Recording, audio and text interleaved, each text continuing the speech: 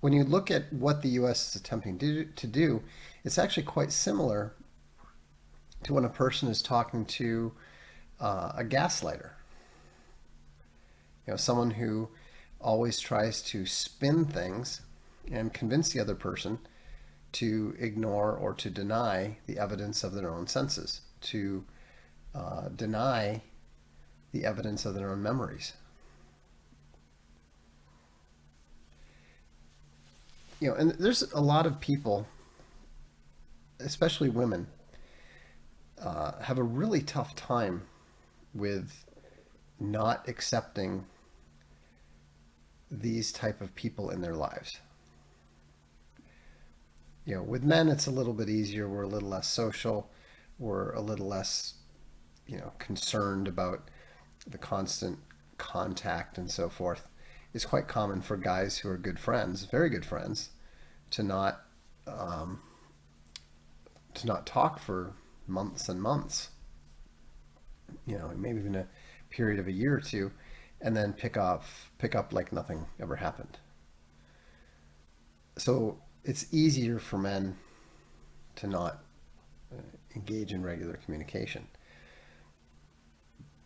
But the thing is that if I've learned one thing over the course of more than 5 decades, well, no, be more than 4 decades, 5 decades, right? Um, it's that people don't fundamentally change who and what they are. They tend to change at the margins. Every now and then, a sufficient amount of trauma or a sufficient, a significant religious experience, that can pretty dramatically change a person's behavior, but it still doesn't really change who they are.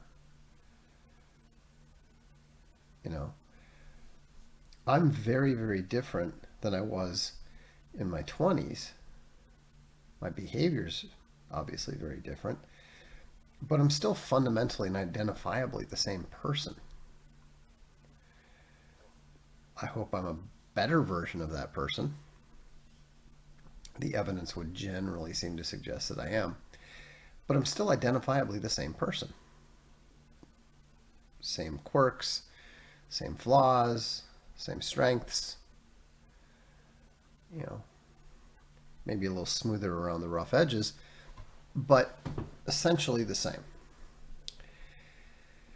And what that means is that it's fundamentally an error to imagine that the problem people in your lives are going to fundamentally change in any way, shape, or form.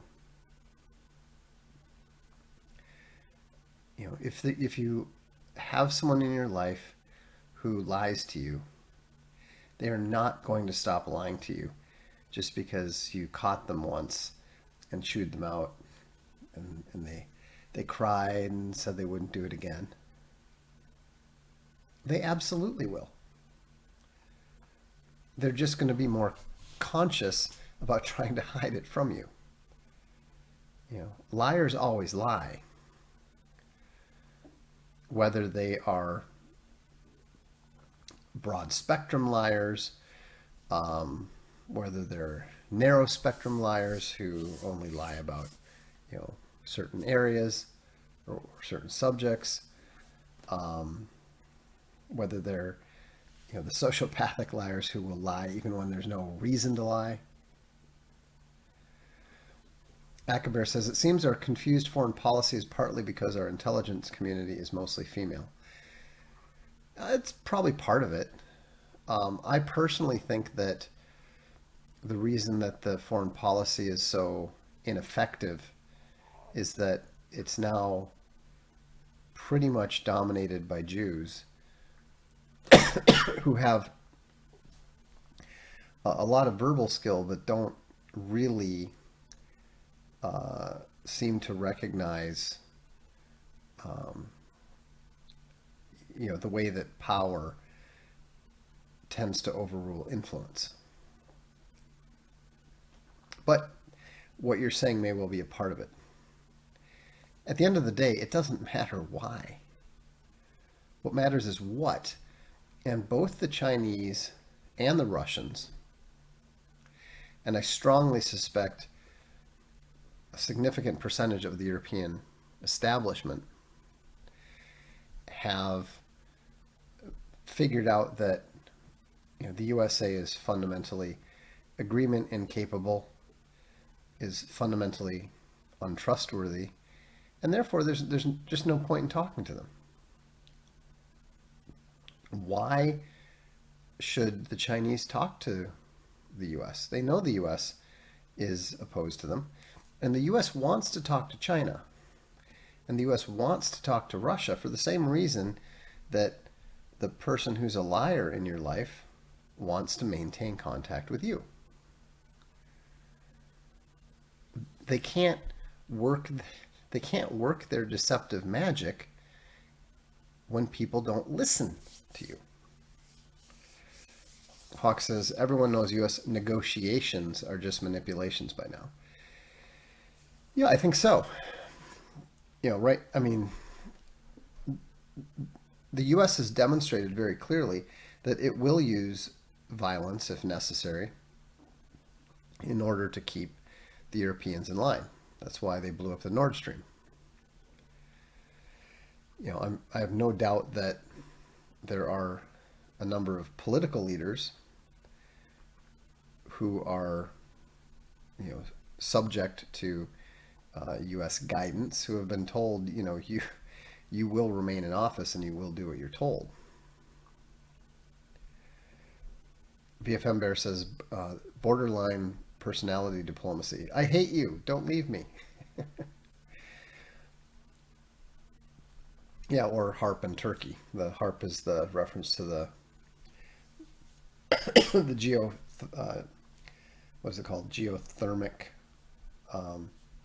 weaponry that is believed to have caused the recent earthquakes in Turkey and Japan. Obviously, that hasn't been admitted, but it's quite possible, and certainly the Nord Stream demonstrated that the U.S. is willing to use force against its own allies to keep them in line. But the thing is that eventually people figure it out. Eventually you figure out who the problem people in your life are. So what are you going to do about it? You're just going to put up with it incessantly? Just kind of withdraw a little bit and try to avoid it when you can and minimize it when you can't. And that's what most people do. It's not what I do. Once I determine that someone can't be trusted, I don't trust them anymore. I don't interact with them anymore. What's the point? What will cause U.S. politicians to step down like they do in some Euro countries? Well, I think they'll step down when they're told. I think that, it's pretty clear at this point that the politicians don't run anything. People theorize that the reason that Donald Trump didn't cross the Rubicon and annul the results of the fake 2020 elections is because he couldn't get people to follow him, which would be understandable and possible. But there's one of the top generals was actually bragging about the fact that he had told his opposite number that they weren't going to obey certain orders given to them by the president. I mean, this is a matter of public record.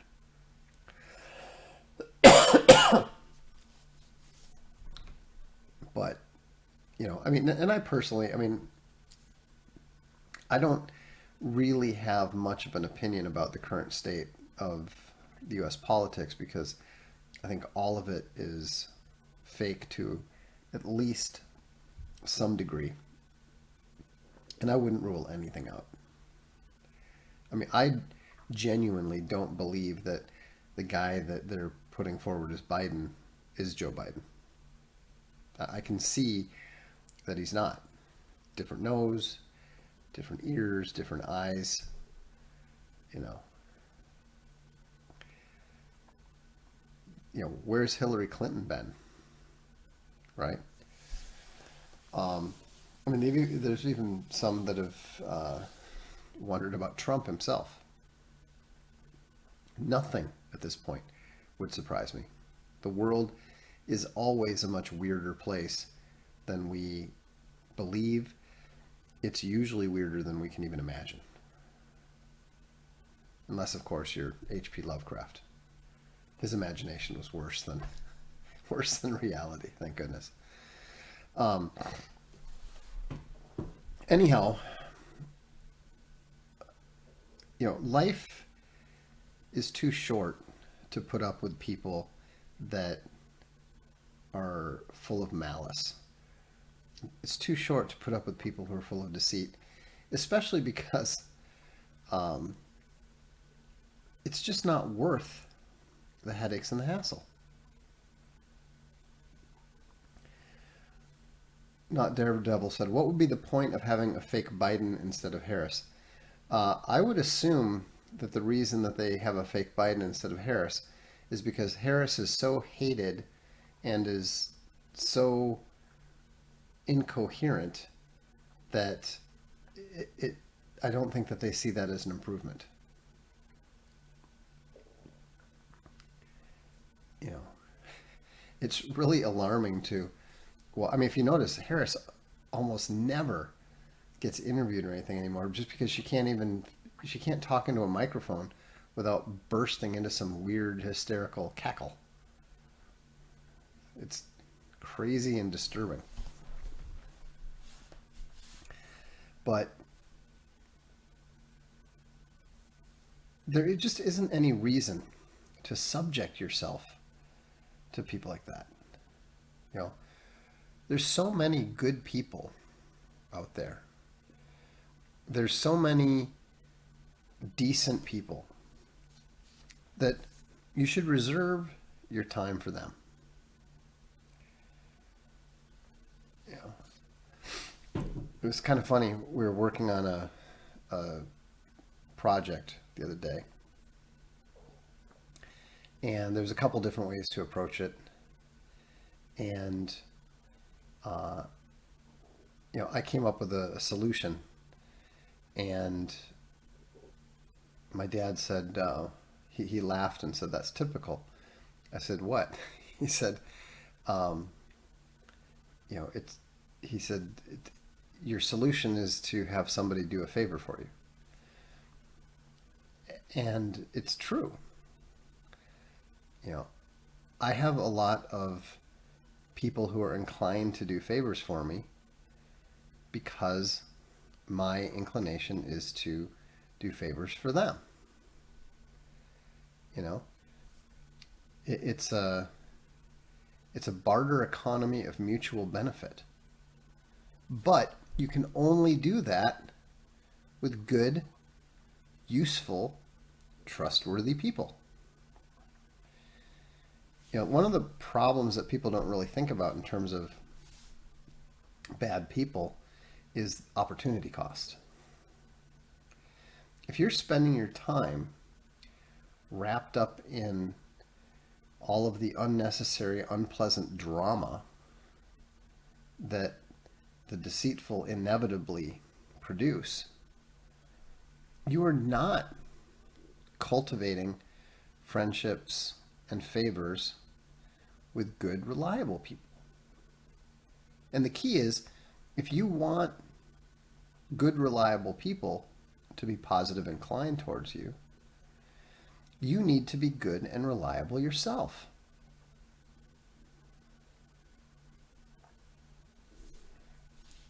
I had a friend who asked me what I think a lot of people would consider to be a a fairly large favor. And I was, talking to him about it and getting all the details and that sort of thing. And uh, there's another friend there, and after the other friend had left, the one who wanted the favor had left. He said, "Oh, so what do you think? It seems like you know, pretty good arrangement, and everything should be cool." I said, "Oh, I was just really asking to be polite." He said, "What do you mean?" I said, "Well, I'm gonna do it.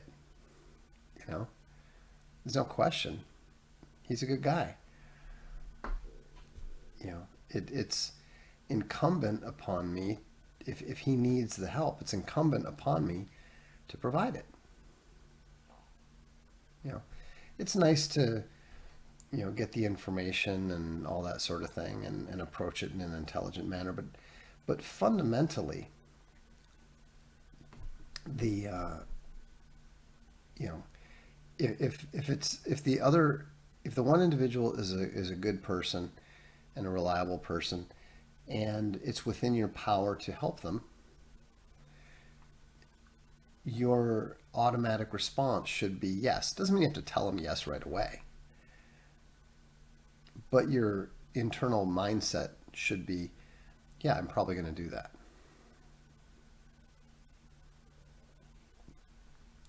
Um,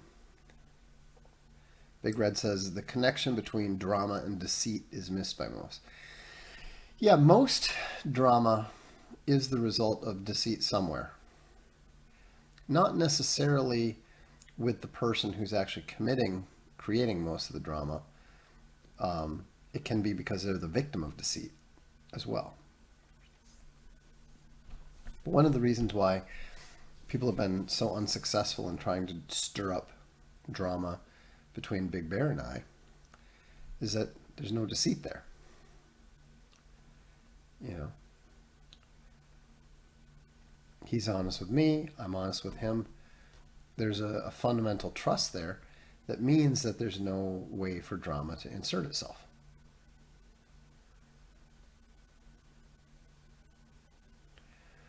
Yeah, and it does seem obvious to say, hey, hang out with good people. Devote your time and devote your efforts to good people. But that's the positive way to frame it. Everybody's comfortable with that. What they're not as comfortable with is don't spend your time with bad people. Don't spend your time and don't cultivate relationships with bad people. It's not worth it. It's never worth it. I have yet to meet anybody ever who has cut contact with a problematic acquaintance or family member and later regretted it. I have never heard anyone say that, well, there's this awful liar in my family, and I cut off contact with him 5 years ago, and I just really wish I hadn't, because I haven't had any disasters and I haven't had any drama, and nobody's stolen anything from me, and you know I mean it seems almost humorous when you describe the total foolishness of continuing to hang around with people that are untrustworthy, deceitful, and unreliable.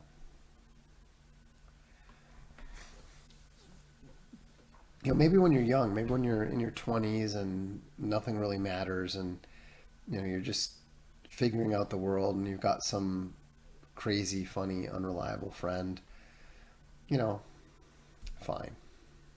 Because you don't have much to lose anyhow. But the older you get, the more responsibility you have, the more you have to make choices. You can't just float along not thinking about the consequences of your decisions. You know, if you loan $50 to your budding alcoholic friend who, says he needs it for, to buy a tie to go to an interview, but he's just going to blow it all on alcohol or something. Um, then you don't have that $50 to give to somebody who actually needs it for a good purpose.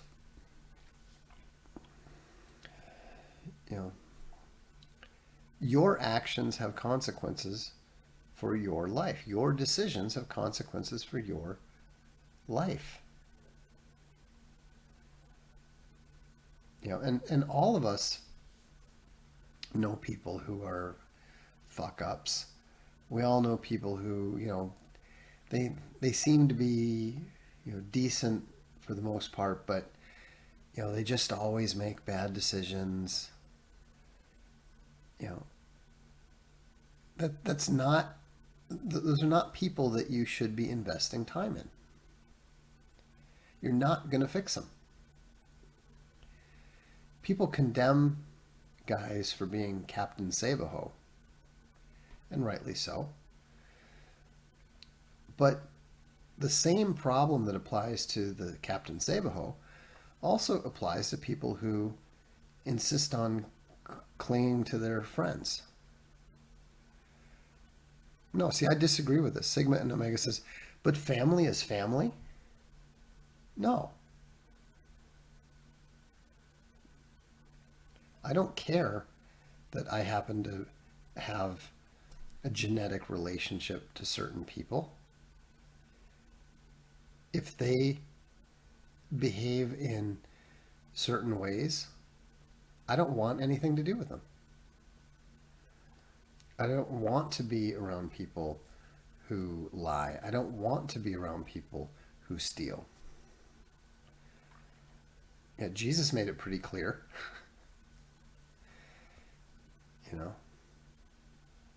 I don't know that we really need to, hate our mother and father. I think he was using rhetoric to make a point. But the point is that if your family acts dishonestly, if your family acts, you know, wrongly, violently, whatever, you are better off to have nothing to do with them. They will do nothing but drag you down. The pastor at our old Southern Baptist church in Florida used to have a demonstration, and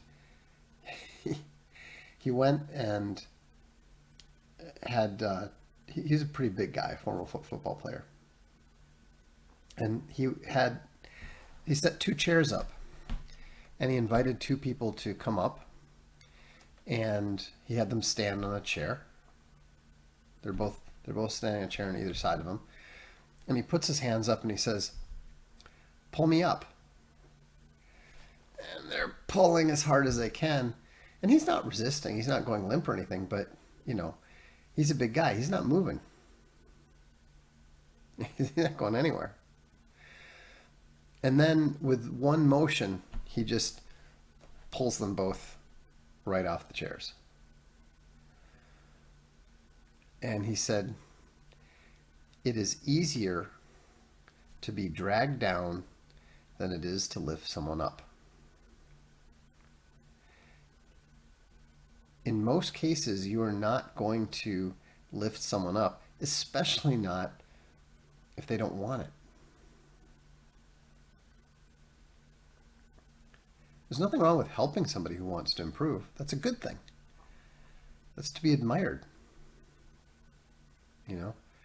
Hold them accountable when they fail, praise them when they succeed, help them become better. But most people don't want to change themselves. Most people don't want to improve themselves. Most people don't see that there's anything wrong with themselves. Reprobus says, pushing 30 having dealt with such parents after hoping they'd stop being evil. Now I'm a loser. Listen to the man. That's pretty harsh on yourself, but I, I see where you're coming from. And you're not wrong about the need to just write them off. If people are, you know, drowning in their evil, like Sam says, throw them a lifeline, but don't jump in the water. You know, and this isn't about, any feeling of superiority. It's not about feelings at all. It's not about judging others. It's about not getting caught up in their web of chaos.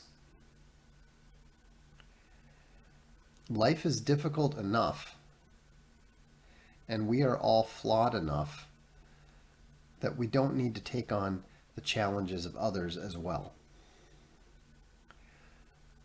I have my own issues to deal with. I'm married, so I also have my wife's issues to deal with. That's normal. That's good. I'm a father, so I have to deal with my children's issues. Everything else, literally everything else, is optional.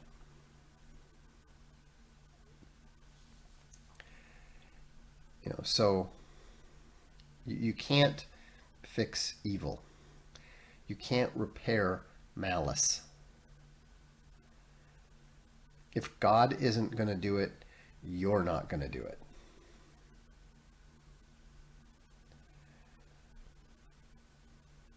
And so, you don't need to make a big thing of it. You don't need to announce to everyone that things are going to be a certain way and all this sort of thing. Just make the decision in your head. Make the decision that you're not going to put up with this anymore. And then don't.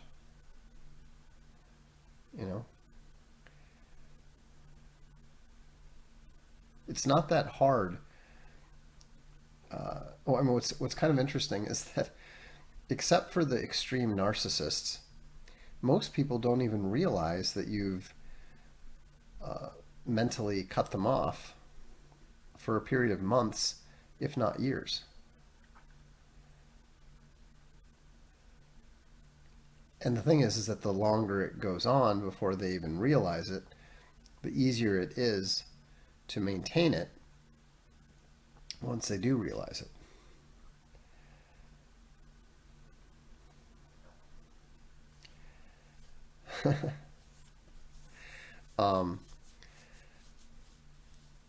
Venomous says, beware emotional vampires. They'll drain you and simply move on to the next one. Well, yeah, that's what I was talking about when I was talking about the extreme narcissists. The extreme malignant narcissists, they pay very, very close attention to everything you do. And so, they're the ones that will, the minute that they sense that you're pulling back from them, they will immediately start either love bombing you or they'll generate drama. Which again is why it's so important to cut them off. Stay away. And sometimes there are circumstances where you can't just cut a connection with them. Maybe you work for them. Maybe Viziv says my PhD advisor was a narcissist. What are you going to do? Drop out of your PhD program? No. Sometimes you have to just suck it up and deal with these people for a while. But if you've already cut them off in your head, it's a lot easier to just sail through, to not get caught up in their nonsense, to not listen to their criticism, to just smile and roll with it.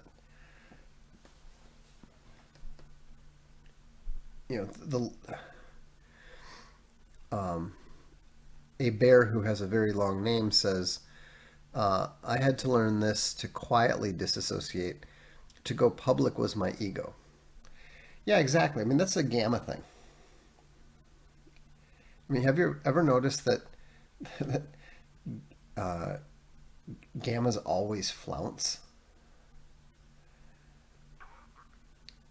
It was always funny the way that they could never just leave Twitter or leave the comments on the blog. It's always this big announcement, which of course they never stuck to anyhow. I mean, if only, if only that would be their last post. You can't even take the flouncing seriously. No, you're wrong. Razor Force Rich says, if there's a malignant narcissist, does that mean that there's a benign narcissist? No, because you're playing silly word games. The noun or the adjective modifies the noun. Okay. So just because that's like saying if there's a malignant narcissist, does that mean that there's a purple narcissist?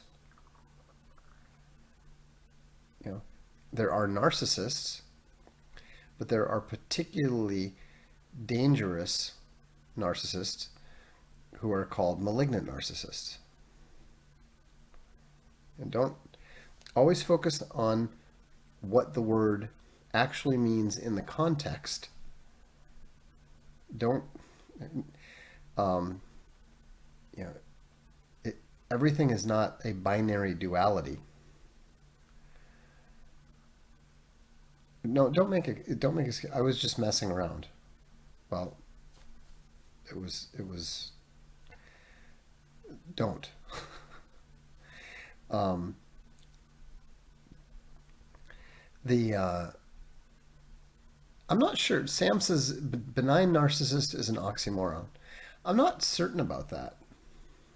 Owen and I were talking about that the other day, because he's pretty down on narcissism, and uh, I personally think that I think that there are forms of benign narcissism.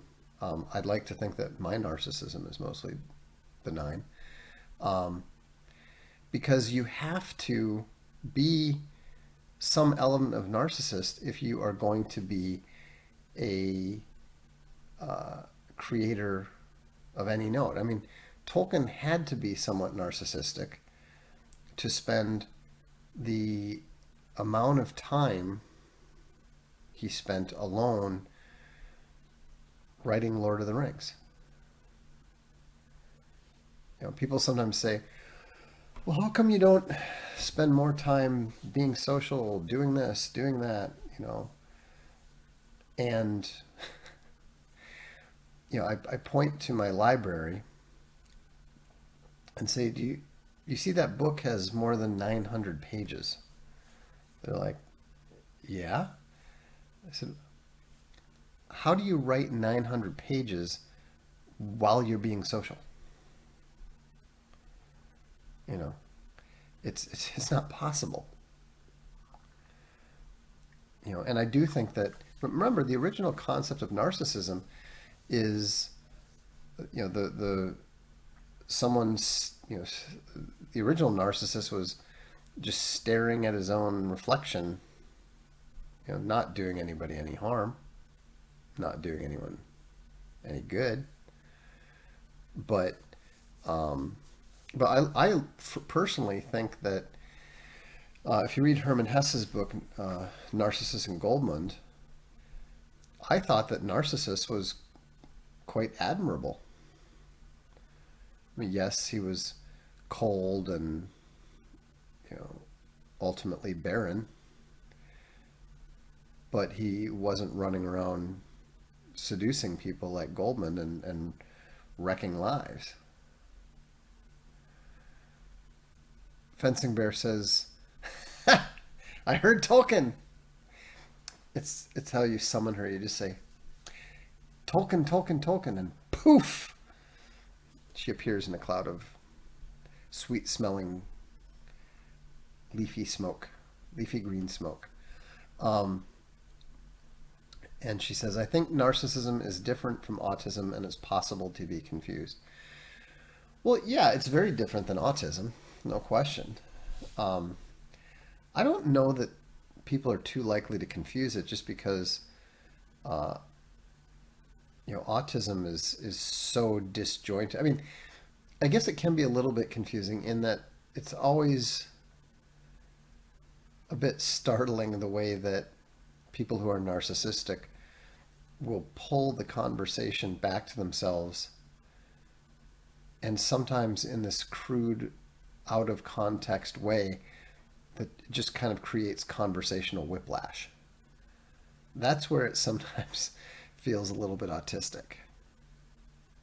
You know, it's like the person is just, they've been waiting to talk too long and they just explode. And everyone's like, where did that come from? Well, where it came from was narcissism.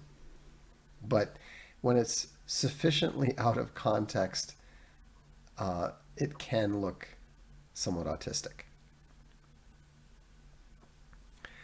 Well, it's funny because people praise focus.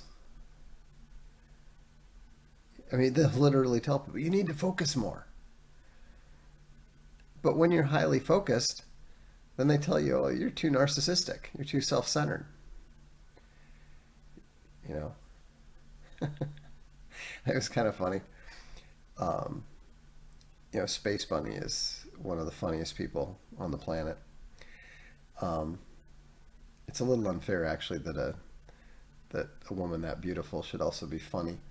But um, I was I was lamenting the fact that I had to do something. She needed me to do something, or it wasn't that big a deal.